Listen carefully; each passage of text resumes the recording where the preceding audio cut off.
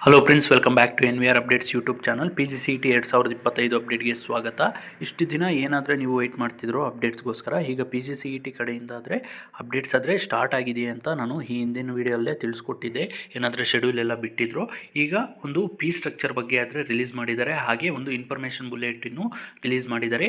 ಈ ವಿಡಿಯೋದಲ್ಲಿ ನಾವು ಸೆಪ್ರೇಟಾಗಿ ಫೀ ಸ್ಟ್ರಕ್ಚರು ಯಾವ ರೀತಿ ಆದರೆ ಇರುತ್ತೆ, ಎಷ್ಟು ಅಮೌಂಟ್ ಪೇ ಮಾಡಬೇಕಾಗುತ್ತೆ, ಕಾಲೇಜ್ ಫೀಸ್ ಎಷ್ಟಿರುತ್ತೆ, ಹಾಗೆ ಒಂದು ಯೂನಿವರ್ಸಿಟಿ ಫೀಸ್ ಎಷ್ಟಿರುತ್ತೆ, KA ಫೀಸ್ ಎಷ್ಟಿರುತ್ತೆ, ಎಲ್ಲಿ ಯಾವಾಗ ಪೇ ಮಾಡಬೇಕಾಗುತ್ತೆ ಅಂತ ಅನೇಕ ವಿದ್ಯಾರ್ಥಿಗಳು ಡೌಟ್ಸ್ ಆದರೆ ಕೇಳಿದ್ದಾರೆ. ಸ್ವಲ್ಪ ಕನ್ಫ್ಯೂಷನ್ ಆದರೆ ಇದೆ ಸರ್, ಫೀ ಸ್ಟ್ರಕ್ಚರ್ ಬಗ್ಗೆ ಆದರೆ ಒಂದು ವಿಡಿಯೋ ಮಾಡಿ ತಿಳಿಸ್ಕೊಡಿ ಅಂತ ಕೇಳಿದ್ದಾರೆ. ಸೊ ಅದಕ್ಕೆ ಈ ವಿಡಿಯೋಲ್ಲೇ ನಿಮಗೆ ಕಂಪ್ಲೀಟಾಗಿ ಫೀ ಸ್ಟ್ರಕ್ಚರು ಯಾವ ರೀತಿ ಆದರೆ ಇರುತ್ತೆ ಅಂತ SC ST ವಿದ್ಯಾರ್ಥಿಗಳಿಗಾಗಿರ್ಬೋದು, OBC ವಿದ್ಯಾರ್ಥಿಗಳು, ಜನರಲ್ ಮೆರಿಟ್ ಏನಾದರೂ ವಿದ್ಯಾರ್ಥಿಗಳಿದ್ರೆ ಅಂಥ ವಿದ್ಯಾರ್ಥಿಗಳಿಗೆ ಬೋತ್ ಗೌರ್ನಮೆಂಟು ಹಾಗೆ ಪ್ರೈವೇಟ್ ಕಾಲೇಜಸಲ್ಲಿ ಎಷ್ಟು ಫೀಸ್ನ ಪೇ ಮಾಡಬೇಕಾಗುತ್ತೆ, ಹಾಗೆ ಯಾವಾಗ ಪೇ ಮಾಡಬೇಕಾಗುತ್ತೆ, ಯಾವ ರೀತಿ ಪೇ ಮಾಡಬೇಕು ಅಂತಲೂ ಕಂಪ್ಲೀಟಾಗಿ ಈ ವಿಡಿಯೋಲ್ಲಾದರೆ ತಿಳಿಸ್ಕೊಡ್ತೀನಿ. ಅದಕ್ಕೂ ಮುನ್ನ ನಮ್ಮ ಚಾನಲ್ಗೆ ಇನ್ನೂ ಯಾರು ಸಬ್ಸ್ಕ್ರೈಬ್ ಆಗಿಲ್ಲೋ ಸಬ್ಸ್ಕ್ರೈಬ್ ಆಗಿ, ಹಾಗೆ ವಿಡಿಯೋ ಇನ್ಫಾರ್ಮೇಟಿವ್ ಅನಿಸಲ್ಲಿ ತಪ್ಪದೇ ವಿಡಿಯೋಗಾದರೆ ಒಂದು ಲೈಕ್ ಆದರೆ ಮಾಡಿ. ಇದರಿಂದ ನಿಮಗೆ ಕಂಟಿನ್ಯೂಯಸ್ ಆಗಿ ಕೌನ್ಸಿಲಿಂಗ್ ಅಪ್ಡೇಟ್ಸು, ಹಾಗೆ ನಮ್ಮ ಚಾನಲಲ್ಲಿ ಗೌರ್ನಮೆಂಟ್ ಹಾಸ್ಟೆಲ್ಸು, ಹಾಗೆ ಒಂದು ಸ್ಕಾಲರ್ಶಿಪ್ ರಿಲೇಟೆಡ್ ಅಪ್ಡೇಟ್ಸು ಸಿಗ್ತಾ ಹೋಗುತ್ತೆ. ಬನ್ನಿ ಈಗ ವಿಡಿಯೋ ಆದರೆ ಶುರು ಮಾಡೋಣ. ನೋಡಿ, ಮೊದಲಿಗೆ ಫೀ ಸ್ಟ್ರಕ್ಚರು ಯಾವ ರೀತಿ ಎಷ್ಟು ಅಮೌಂಟ್ನ ಪೇ ಮಾಡಬೇಕು ಅಂತ ನೋಡೋಣ. ಈ ಹಿಂದಿನ ವರ್ಷ ಏನಾದರೆ 2023-24 ಹಾಗೆ 2024-25ನೇ ಸಾಲಿನಲ್ಲಿ ಎಷ್ಟಾದರೆ ಫೀಸ್ ಇತ್ತು ಅಷ್ಟೇ ಅಮೌಂಟ್ನ ಕಂಟಿನ್ಯೂ ಆದರೆ ಮಾಡಿದ್ದಾರೆ. ಏನಾದರೆ 25-26ನೇ ಸಾಲಿನಿಗೆ ಒಂದು ಪ್ರೈವೇಟ್ ಕಾಲೇಜಸ್ ಅವರೆಲ್ಲ ಡಿಮ್ಯಾಂಡ್ ಮಾಡಿದರು ಫೀಸ್ನ ಜಾಸ್ತಿ ಮಾಡಿ ಅಂತ, ಆದರೂ KA ಕಡೆಯಿಂದ ಯಾವುದೇ ರೀತಿ ಜಾಸ್ತಿ ಆದರೆ ಮಾಡಿಲ್ಲ. ಸೊ ಈ ವರ್ಷವೂ ಸೇಮ್ ಫೀಸ್ ಆದರೆ ಇರುತ್ತೆ. KA ಫೀಸು ನೋಡ್ಬೋದು, ಅದು ಎಷ್ಟು ಅಂದರೆ ಗೌರ್ನಮೆಂಟ್ ಕಾಲೇಜಸ್ಸು, ಹಾಗೆ ಇಲ್ಲಿ ನೋಡ್ಬೋದು ಸರ್ಕಾರಿ 6 ವಿಶ್ವವಿದ್ಯಾನಿಲಯಗಳು ಮತ್ತು ಸರ್ಕಾರಿ ಅನುದಾನಿತ ಶಿಕ್ಷಣ ಸಂಸ್ಥೆಗಳಲ್ಲಿ ಅನುದಾನಿತ ಕೋರ್ಸ್ಗಳ ಬೋಧನಾ ಶುಲ್ಕ.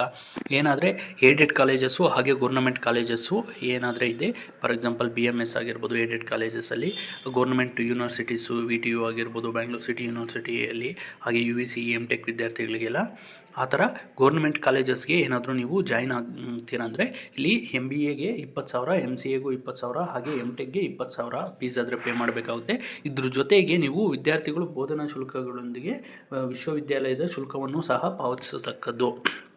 ಈ 20,000 ಜೊತೆಗೆ ನೀವು ಯೂನಿವರ್ಸಿಟಿ ಫೀಸ್ ಅಂತ ಸೆಪ್ರೇಟಾಗಿ ಇಲ್ಲಾದರೆ ಕೊಟ್ಟಿದ್ದಾರೆ. ಇಲ್ಲಿ ನೋಡ್ಬೋದು ನೀವು MBA MCA MTech ಒಂದು 10,810 ರೂಪಾಯಿ. ಇದು ಕರ್ನಾಟಕ ಸ್ಟೂಡೆಂಟ್ಸ್ಗೆ.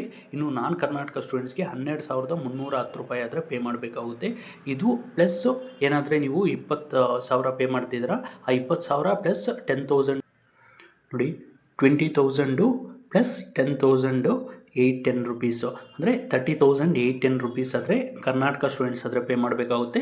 ಇನ್ನು ಉಳಿದಿದ್ದು ವಿದ್ಯಾರ್ಥಿಗಳು 20,000 ಪ್ಲಸ್ 12,310 ರೂಪೀಸು ಆದರೆ ಒಂದು 32,310 ರೂಪೀಸ್ ಅಮೌಂಟು ಟೋಟಲ್ ಫೀಸ್ನಾದರೆ ಪೇ ಮಾಡಬೇಕಾಗುತ್ತೆ. ಇದು ಗೌರ್ನಮೆಂಟ್ ಕಾಲೇಜಸಲ್ಲಿ ಯಾರಾದರೆ ಜಾಯ್ನ್ ಆಗ್ತೀರಾ ಇಷ್ಟು ಫೀಸ್ನಾದರೆ ನೀವು ಪೇ ಮಾಡಬೇಕಾಗುತ್ತೆ. ಇನ್ನು ಖಾಸಗಿ ಅನುದಾನ ರಹಿತ ಸಂಸ್ಥೆಗಳ ಅನುದಾನ ರಹಿತ ಕೋರ್ಸ್ಗಳ ಬೋಧನಾ ಶುಲ್ಕ. ಇಲ್ಲಿ ಯಾವುದಾದ್ರು ಪ್ರೈವೇಟ್ ಯೂನಿವರ್ಸಿಟೀಸ್ ಇದೆಯೋ, RV ಆಗಿರ್ಬೋದು, BIT, BMS, ನಿತ್ಯ ಮೀನಾಕ್ಷಿ, ರಥ ರೇವಾ, ಈ ರೀತಿ ಇರೋ ಕಾಲೇಜಸ್ಸು ಎಲ್ಲ ಪ್ರೈವೇಟ್ ಯೂನಿವರ್ಸಿಟೀಸು ಪ್ರೈವೇಟ್ ಕಾಲೇಜಸ್ಸಲ್ಲಿ MBA MCAಗೆ 57,750 ರೂಪಾಯಿ, ಹಾಗೆ ME ಮತ್ತು MTech ವಿದ್ಯಾರ್ಥಿಗಳಿಗೆ 69,300 ರೂಪಾಯಿ. ಇದ್ರ ಜೊತೆಗೆ ನೀವು ಸೇಮ್ ಏನಾದರೆ 10,810 ರೂಪೀಸು ಯೂನಿವರ್ಸಿಟಿ ಫೀಸ್ ಇದೆಯೋ ಅಷ್ಟನ್ನು ನೀವು ನೋಡ್ಬೋದು. ಪ್ರೈವೇಟ್ ಕಾಲೇಜಸ್ಗೂ ಅಷ್ಟೇ same as that of government colleges ಅಂತ ಕೊಟ್ಟಿದ್ದಾರೆ. ಅಷ್ಟೇ ಅಮೌಂಟ್ನ ನೀವು ಒಂದು 10,810 ರೂಪೀಸ್ ಪ್ಲಸ್ 57,750 ಒಂದು MBA MCA ವಿದ್ಯಾರ್ಥಿಗಳು ಯಾರಾದರೂ ಇದ್ದೀರಾ ಅಂಥ ವಿದ್ಯಾರ್ಥಿಗಳಾದರೆ ಪೇ ಮಾಡಬೇಕಾಗುತ್ತೆ. ಇನ್ನು ಉಳಿದ MTech ವಿದ್ಯಾರ್ಥಿಗಳು ನೋಡ್ಬೋದು 69,300 ರೂಪಾಯಿ ಪ್ಲಸ್ 10,810 ರೂಪೀಸು, ಅರೌಂಡು 80,110 ರೂಪೀಸು, ಹಾಗೆ 57,750 ಪ್ಲಸ್ 10,810 ರೂಪೀಸ್ ಕರ್ನಾಟಕ ಸ್ಟೂಡೆಂಟ್ಸ್ ಆದರೆ ಅರೌಂಡು 68,000 ಚಿಲ್ಲರೆ ನೀವು ಅಮೌಂಟು ಪೇ ಮಾಡಬೇಕಾಗುತ್ತೆ MBA MCA MTech ವಿದ್ಯಾರ್ಥಿಗಳು. ಇದನ್ನು ಯಾವಾಗ ಎಲ್ಲಿ ಪೇ ಮಾಡಬೇಕಂದ್ರೆ, ನೀವು ಒಮ್ಮೆ ನಿಮಗೆ ಕಾಲೇಜು ಸೀಟ್ ಆದರೆ ಅನೌನ್ಸ್ ಆಗುತ್ತಲ್ಲ, ಸೀಟ್ ಸಿಕ್ಕ ನಂತರ ನೀವು ಚಾಯ್ಸ್ ಎಂಟ್ರಿ ಆದರೆ ಮಾಡಬೇಕಾಗುತ್ತೆ. ಯಾರೆಲ್ಲ ಚಾಯ್ಸ್ 1 ಹಾಗೆ ಚಾಯ್ಸ್ 2 ಕೊಡ್ತೀರೋ ಅಂಥ ವಿದ್ಯಾರ್ಥಿಗಳಿಗೆ ಒಂದು KA ಚಲನ್ನ ಡೌನ್ಲೋಡ್ ಮಾಡ್ಕೊಳ್ಳೋಕ್ಕೆ ಅವಕಾಶ ಆದರೆ ಕೊಡ್ತಾರೆ KA ವೆಬ್ಸೈಟಲ್ಲಿ.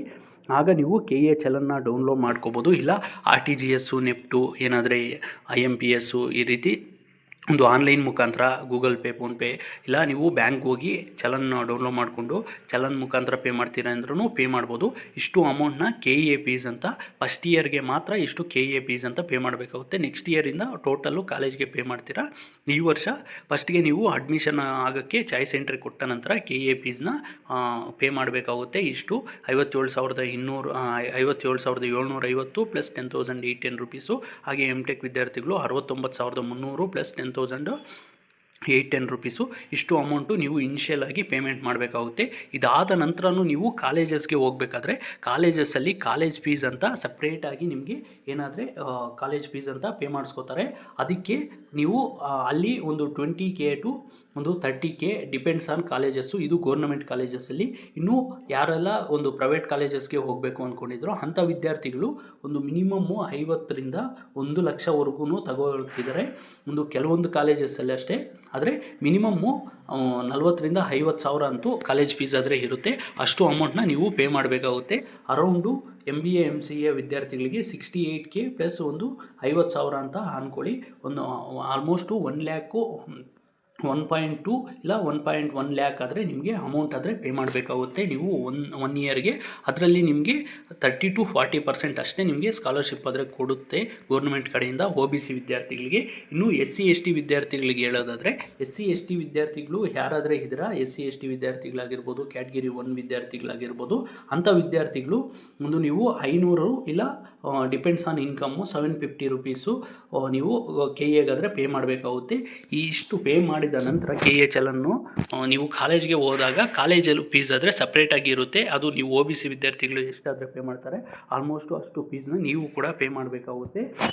KEA ಫೀಸು ಇನ್ ಕೇಸ್ ನೀವು ಕೆಲವೊಂದು ವಿದ್ಯಾರ್ಥಿಗಳಾದರೆ ಲಾಸ್ಟ್ ಇಯರ್ ಎಲ್ಲ ಕಂಪ್ಲೇಂಟ್ ಮಾಡಿದರು, ನಮಗೆ ಕಾಲೇಜ್ಗೆ ಅಡ್ಮಿಷನ್ ಆಗೋಕ್ಕೆ ಹೋದಾಗ KEA ಫೀಸು 750 ಪೇ ಮಾಡಿ ಹೋದ್ರೂ ನಮಗೆ ಟೋಟಲ್ ಅಮೌಂಟು SC ST ಇದು OBC ವಿದ್ಯಾರ್ಥಿಗಳು ಎಷ್ಟಾದರೆ ಪೇ ಮಾಡಿದ್ದಾರೆ ಅಷ್ಟು ಅಮೌಂಟ್ನ ಮತ್ತೆ ಪೇ ಮಾಡೋಕ್ಕೆ ಕೇಳಿದ್ದಾರೆ. ಅಂಥ ವಿದ್ಯಾರ್ಥಿಗಳು ಹೇಳೋದಾದರೆ ನೀವು ಇನಿಷಿಯಲ್ ಆಗಿ ಆ ರೀತಿ ಏನಾದರೂ ಕಾಲೇಜ್ ಕಡೆಯಿಂದ ಪೇ ಮಾಡಿಸ್ಕೊಂಡ್ರೆ ಅಷ್ಟು ಅಮೌಂಟ್ನ ಮತ್ತೆ ನಿಮಗೆ CET ಕಡೆಯಿಂದ ಒಂದು CET ಫೀಸ್ ಏನಾದರೂ ಪೇ ಮಾಡಿದ್ರೆ ಅದನ್ನು ಗೌರ್ನಮೆಂಟ್ ಕಡೆಯಿಂದ ಸೆಂಟ್ರಲ್ ಗೌರ್ಮೆಂಟು ಹಾಗೆ ಸ್ಟೇಟ್ ಗೌರ್ಮೆಂಟ್ ಕಡೆಯಿಂದ ನಿಮಗೆ ಸ್ಕಾಲರ್ಶಿಪ್ ಮುಖಾಂತರ ಕಂಪ್ಲೀಟಾಗಿ CET ಫೀಸ್ ಏನಾದರೂ ಇದೆ ನೀವು 57,750 ಆಗಿರ್ಬೋದು, 10,810 ಅಷ್ಟು ಅಮೌಂಟು ನಿಮಗೆ SC ST ವಿದ್ಯಾರ್ಥಿಗಳಿಗೆ ಅಮೌಂಟ್ ಆದರೆ ಕಂಪ್ಲೀಟು ರೀಫಂಡ್ ಆದರೆ ಆಗುತ್ತೆ. ವರಿ ಆಗೋ ಅಗತ್ಯವಿಲ್ಲ. ಆದರೆ ಇನಿಷಿಯಲ್ ಆಗಿ ನೀವು ಪೇ ಮಾಡಬೇಕಾಗುತ್ತೆ. ಎಲ್ಲ ಕಾಲೇಜಸ್ಸು ಇಲ್ಲ, ಕೆಲವೊಂದು ಕಾಲೇಜಸ್ಸಲ್ಲಿ ಆ ರೀತಿ ಆದರೆ ಮಾಡಿದ್ದಾರೆ. ಸೊ ಅದರಿಂದ ಇನ್ನು ಕಾಲೇಜ್ ಫೀಸ್ ಆದರೆ ನೀವು ನಿಮ್ಮ ಸ್ವಂತ ದುಡ್ಡಿಂದನೇ ಪೇ ಮಾಡಬೇಕಾಗುತ್ತೆ. ಇಲ್ಲಿ ಸ್ಕಾಲರ್ಶಿಪ್ ಬಗ್ಗೆ ವೀಡಿಯೋಸು ನಮ್ಮ ಚಾನಲಲ್ಲಿ ಕಂಟಿನ್ಯೂಸ್ ಆಗಿ ಬರ್ತಾ ಇರುತ್ತೆ. ನೀವು ಜಸ್ಟ್ ಕಾಮೆಂಟ್ ಮುಖಾಂತರ ತಿಳಿಸಿ. ನಿಮ್ಗೆ ಏನಾದರೂ ಡೌಟ್ಸ್ ಇದ್ದರೆ ಸ್ಕಾಲರ್ಶಿಪ್ ಬಗ್ಗೆನೂ ತಿಳಿಸ್ಕೊಡ್ತಾ ಬರ್ತೀನಿ. ಇಷ್ಟು ಕಾಲೇಜ್ ಫೀಸು ಹಾಗೆ ಒಂದು KEA ಫೀಸ್ ಬಗ್ಗೆ. ಇನ್ನೂ ನಿಮ್ಗೆ ಏನಾದರೂ ಹೆಚ್ಚಿಗೆ ಡೌಟ್ಸ್ ಇದ್ದರೆ ಫೀಸ್ ಸ್ಟ್ರಕ್ಚರ್ ಬಗ್ಗೆ ಆಗಿರ್ಬೋದು, ಆಪ್ಷನ್ ಎಂಟ್ರಿ ಬಗ್ಗೆ ಆಗಿರ್ಬೋದು, ಕಾಮೆಂಟ್ಸ್ ಮುಖಾಂತರ ತಿಳಿಸಿ. ಆಪ್ಷನ್ ಎಂಟ್ರಿ ಯಾವ ರೀತಿ ಮಾಡಬೇಕು ಏನು ಅಂತ ಒಮ್ಮೆ ಒಂದು ಬುಲೆಟಿನ್ ಕೊಟ್ಟಿದ್ದಾರಲ್ಲ ಅದ್ರ ಮುಖಾಂತರ ಎಕ್ಸ್ಪ್ಲೇನ್ ಮಾಡಿ ಅಂದರೂ ಎಕ್ಸ್ಪ್ಲೇನ್ ಮಾಡ್ತೀನಿ. ಒಮ್ಮೆ ನಿಮಗೆ ಏನಾದರೂ ಲೈವ್ ಆಗಿ ವಿಡಿಯೋ ಮಾಡಬೇಕಂದ್ರೂ ಒಬ್ಬ ವಿದ್ಯಾರ್ಥಿದು ಲಾಗಿನ್ ತಗೊಂಡು ನಿಮಗೆ ಆಪ್ಷನ್ ಎಂಟ್ರಿ ಯಾವ ರೀತಿ ಆದರೆ ಮಾಡ್ಕೋಬೇಕಾಗುತ್ತೆ ಅಂತ ಕಂಪ್ಲೀಟಾಗಿ ನಿಮಗೆ ತಿಳಿಸ್ಕೊಡ್ತೀನಿ. ಜಸ್ಟ್ ನೀವು ಕಾಮೆಂಟ್ ಮುಖಾಂತರ ಆದರೆ ತಿಳಿಸಿ. That's all for this video. Keep watching NVR updates for more educational and scholarship related updates. Thanks for watching guys. ಮುಂದಿನ ವಿಡಿಯೋ ಎಲ್ಲಾದರೂ ಸಿಗೋಣ.